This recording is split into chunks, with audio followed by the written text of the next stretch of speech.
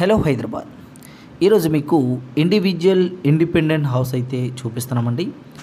ఈ హౌస్ అనేది మనకి ఎక్కడ లొకేట్ అయ్యింది అండ్ అదేవిధంగా ఈ హౌస్ యొక్క కాస్ట్ ఎంత పడుతుంది అండ్ అదేవిధంగా ఈ హౌస్ యొక్క ఫేసింగ్ ఏంటి, so parking availability, loan availability and అదేవిధంగా ఈ హౌస్ అనేది మొత్తం ఎన్ని గజాల్లో ఈ సైట్ అనేది ఎన్ని గజాల్లో ఈ హౌస్ అనేది నిర్మించారు, సో మొత్తం విస్తీర్ణం ఎంత అండ్ అదేవిధంగా దీనికి loan availability, parking availability, so ఇవన్నీ కూడా మేము ప్రాపర్గా మీకు ఈ యొక్క వీడియోలో అయితే ప్రతిదీ కూడా మేము ఎక్స్ప్లెయిన్ చేయడానికి అయితే ట్రై చేస్తాం.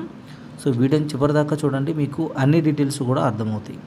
సో ఫస్ట్ ఆఫ్ ఆల్ ఏంటి అంటే మనకి ఈ యొక్క హౌస్ అనేది సోమాజిగూడ దగ్గర అయితే లొకేట్ అయింది అండ్ దీని యొక్క కాస్ట్ వచ్చేసి మనకి కేవలం 32 లక్షలకు మాత్రమే సేల్కి అయితే వచ్చిందండి.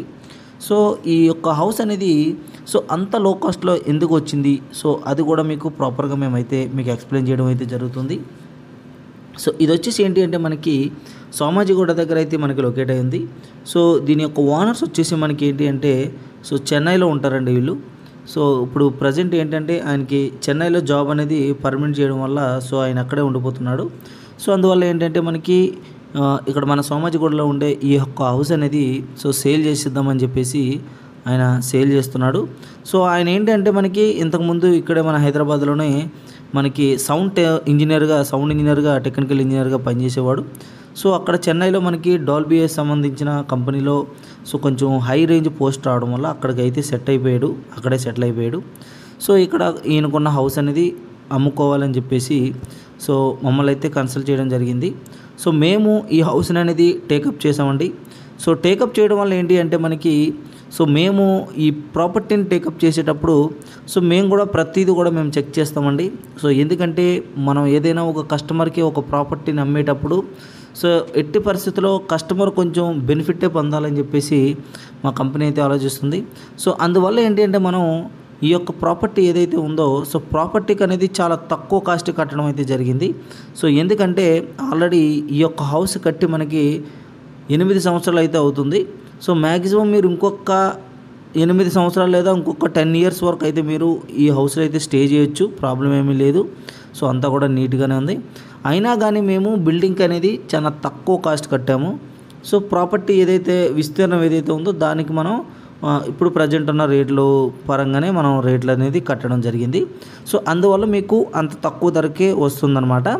సో మొత్తానికి ఏంటి అంటే ఈ హౌస్ అనేది ఎన్ని గజాల్లో నిర్మించారు అంటే ఈ యొక్క హౌస్ అనేది మొత్తం వచ్చేసి మనకి ఏంటి అంటే 255 గజాల్లో అయితే ఈ యొక్క హౌస్ అనేది నిర్మించడం అయితే జరిగింది.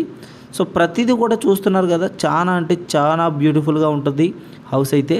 సో మంచి మెటీరియల్స్ అయితే కూడా వాడారనమాట. అంటే వుడ్ మెటీరియల్స్ అంతా కూడా మనకి మంచి క్వాలిటీ మెటీరియల్స్ అయితే యూజ్ చేయడం జరిగింది.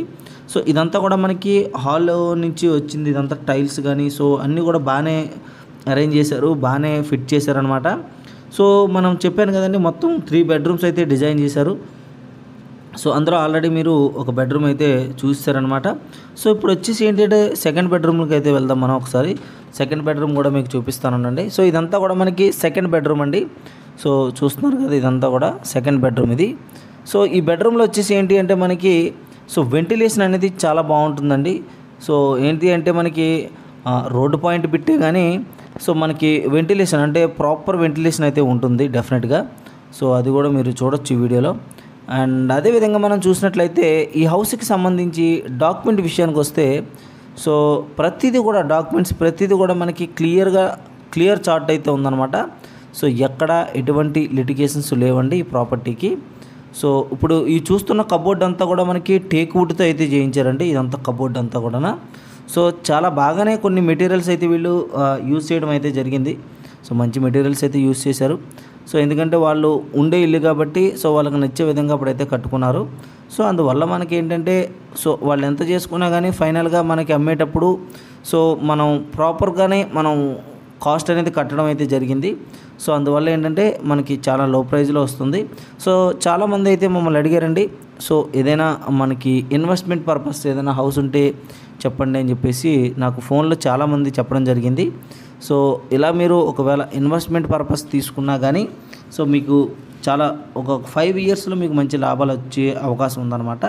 సో ఆ విషయం అయితే నేను డెఫినెట్గా చెప్పగలను. సో ఎందుకంటే మనం తక్కువ కాస్ట్కి ఇచ్చేటప్పుడు సో మీరు ఇన్కేస్ మళ్ళీ ఒక 5 ఇయర్స్ లేకపోతే మ్యాక్సిమం ఒక 3 ఇయర్స్ మీరు దాన్ని కొంచెం కాపాడుకొని వస్తే సో తర్వాత మీరు అమ్ముకుంటే మీకు మంచి డబ్బులు అయితే వస్తాయి.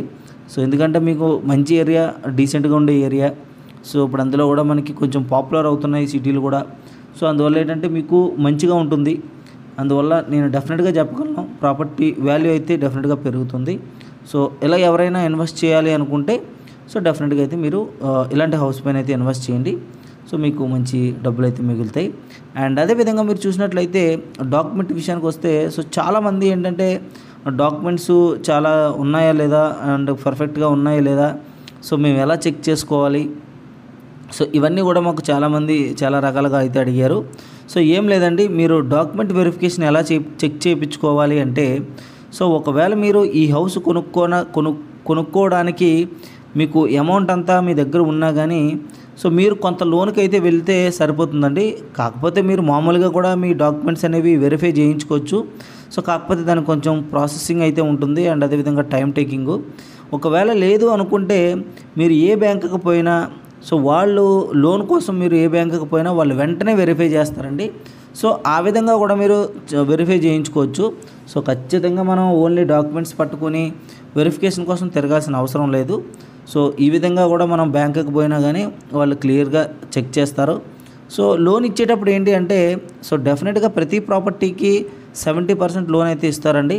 కాకపోతే ఏంటి అంటే మీ బ్యాక్గ్రౌండ్ని బట్టి ఇస్తారు, అంటే మీ జాబ్ స్కిల్స్ని బట్టి కూడా వాళ్ళు ఇవ్వడం అయితే జరుగుతుంది. అంటే మీరు ఏ జాబ్ చేస్తున్నారు, సో తిరిగి మీరు ఏ విధంగా కట్టగలరా లేదా, సో ఈ స్టేబిలిటీ అంతా కూడా మీకు ఉందా లేదా అనేది కూడా వాళ్ళు డెఫినెట్గా వాళ్ళు అంచనా వేసి వాళ్ళ ఒక డెసిషన్కి వచ్చిన తర్వాత లోన్ అనేది మంజూరు చేయడం జరుగుతుంది. సో లోన్ విషయంలో ఏంటి అంటే ప్రతి ప్రాపర్టీ వాల్యూలో 70% అనేది ఏ బ్యాంక్ అయినా లోన్ ఇస్తుంది. సో కాకపోతే అది మళ్ళీ మీరు తిరిగి కట్టగలరా లేదా అనేది మీ జాబ్ స్టేటస్ని బట్టి ఆధారపడి ఉంటుందన్నమాట. అండ్ అదేవిధంగా ఈ హౌస్ వచ్చేసి మనకి ఏంటి అంటే ఫేసింగ్ వచ్చేసి మీకు ఈస్ట్ ఫేసింగ్ అయితే కలిగి ఉందండి. అండ్ అదేవిధంగా మీకు ఆల్రెడీ బిగినింగ్లో ఇందాక చూపించాను. సో ఈ హౌస్ ముందు వచ్చేసి మీకు 35 అడుగుల సీసీ రోడ్డు ఉంది. సో తార్ రోడ్ వేసారనమాట. సో మంచి బిట్ అండి. సో ఎవరైనా కావాలి అనుకుంటే వెంటనే మమ్మల్ని అయితే కాంటాక్ట్ చేయండి. మా యొక్క కాంటాక్ట్ డీటెయిల్స్ అనేది ఆల్రెడీ బ్యాక్ వీడియోలో చెప్పడం జరిగింది. సో మేము ఆల్రెడీ బ్యాక్ వీడియోలో చాలాసార్లు చెప్పాము, ఒకసారి చూడండి. సో మా బ్యాక్ వీడియోలో మా నెంబర్ చూసి మాకైతే కాల్ చేయండి. సో డెఫినెట్గా అయితే మీరు వచ్చి విజిట్ చేయండి. సో డైరెక్ట్గా చూడడం వేరు, వీడియోలో చూడడం వేరు. సో వీడియోలో మేము ఎంత కవర్ చేసినా కానీ రియాలిటీ అనేది ఉండదు. సో డెఫినెట్గా మీరు వచ్చి మొత్తం కూడా మీరు పరిశీలించి మీరు చెక్ చేసుకొని ఒకవేళ ఓకే తీసుకుందాం అనుకుంటే మాత్రం సో డెఫినెట్గా అయితే తీసుకోండి, మంచి మీకు హెల్ప్ అవుతుంది. సో మేము ఎన్నో ప్రాపర్టీస్ అమ్మాం కాబట్టి చెప్తున్నాము.